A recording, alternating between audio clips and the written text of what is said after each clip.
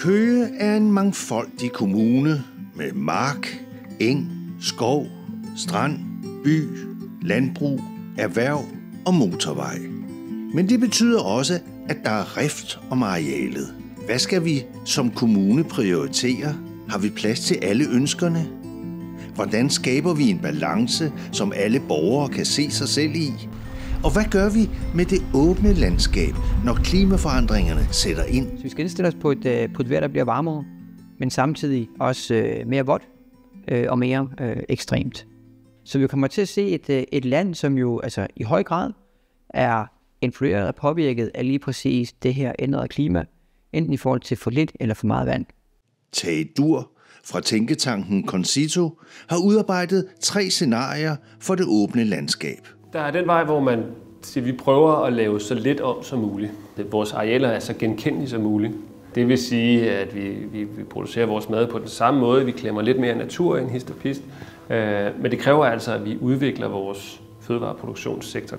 En anden vej at gå, det er at sige, at vi vil gerne have et samfund, hvor alle mennesker er tættere på naturen, hvor naturen er tættere på mennesker, hvor vi har meget mere glæde af det, og fokusere på at få meget mere natur, og få naturen placeret der, hvor vi som mennesker og samfund har mest glæde af det. Og så er der i sidste ende en mulighed, hvor vi også siger, at den vej, vi går, det handler om at få løst biodiversitetskrisen hurtigst muligt. Vi skal beslutte os, hvad for en vej vi vil gå. En af de ting, som vi bruger meget areal på, og som også vil være der i fremtiden, det er landbruget. Vi tænker jo sådan set, først og fremmest skal vi jo passe på den landbrugsjord, vi har. Det er en knap ressource. Vi ved godt, at vi fylder rigtig meget. Vi fylder jo cirka 60% af det danske landareal, så der er rigtig, rigtig meget fokus på, hvad vi gør og hvordan vi gør det.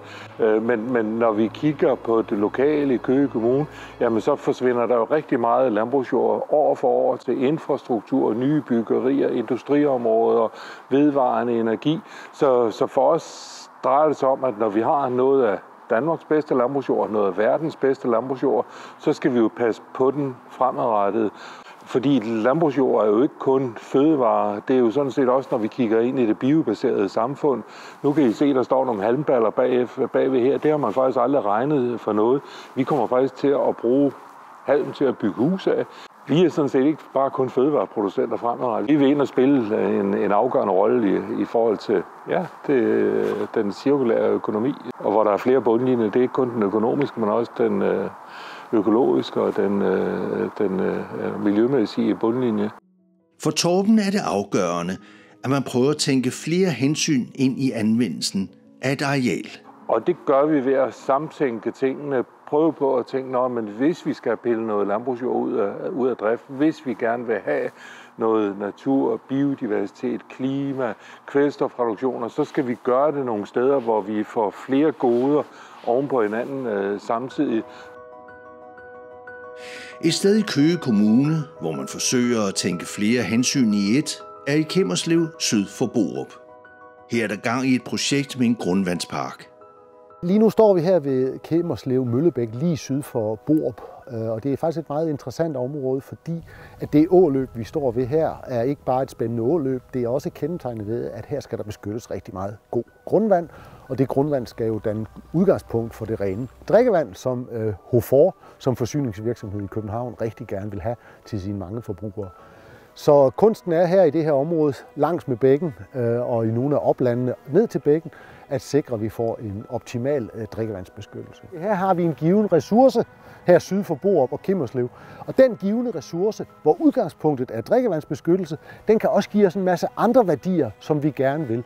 Og kunsten for os er så, sammen med mange aktører og inddrage dem, at få lagt en god plan for, hvordan hele det her åstrøg, helt ned til Køge Å, og gerne binde det sammen med Køge Å og Regnemark, hvor der jo også ligger en masse drikkevandsbeskyttelse, og få lavet et sammenhængende naturareal, der faktisk går helt her fra Borup i åstrøget og langs med Køge Å, helt ned til Køge by. Fordi tænk sig, bare helt enkelt, hvis vi kunne lave noget opbremsning af vand heroppe i de her arealer, så er det faktisk en del af en klimaløsning på det vand, der står i kælderen nede i Køge by i vinterhalvåret, når de store storme kommer.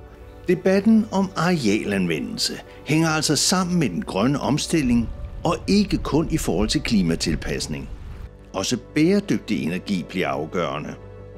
For med et stigende energiforbrug, så skal vi producere mere energi.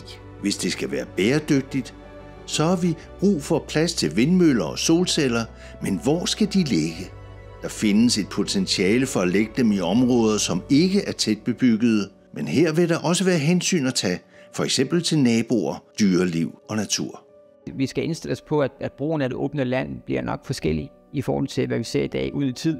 Vi taler meget om det, der hedder multifunktionalitet, at vi bruger landet på forskellige vis, at vi integrerer både grøn omstilling, sol og vind tæt på bebyggede områder, ikke? Vi bevarer en skov og så fremdeles, men at vi egentlig indstiller os på, at naturen og landet bliver brugt anderledes end det, vi har set. Også fordi vi er jo begrænset af åbent land.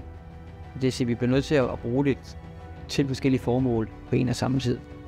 Der skal altså tages store valg omkring anvendelsen af det åbne land i Køge Kommune i de kommende år. Hvordan prioriterer vi klogest? Hvad skal arealerne kunne, og for hvem? Hvordan kan flest mulige interesser forenes?